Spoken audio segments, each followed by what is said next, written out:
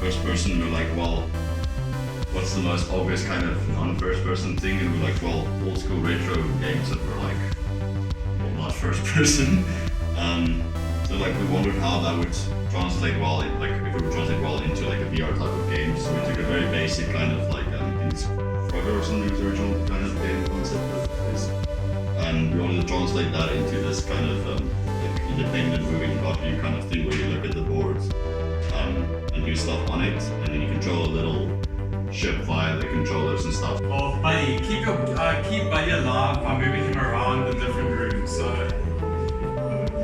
each room has a different statistic attached to it, so that you can see fitness, food, sanity, and your cash. Here's your bedroom. So basically, whenever you're in this room, you like enter like an idle animation, and you slowly. Wait, let me just do this. Fitness. So your fitness will up. So your fitness will hold up while he's in this room, but then your other stats will slowly decrease as you there. So as you can see, he currently needs money. Put him in the money, put him in the office. So his work environment, he becomes super depressed.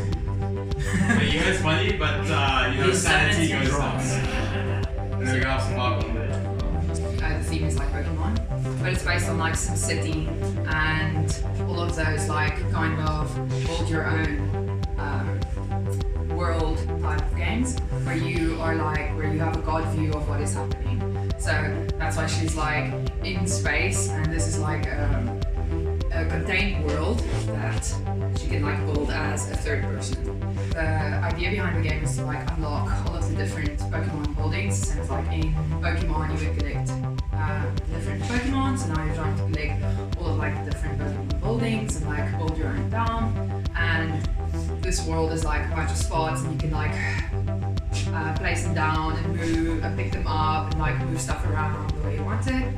And then each of the buildings like costs a different amount, so like they increase, and once you place the buildings down then you earn like different, each building earns you like more money if it costs more money.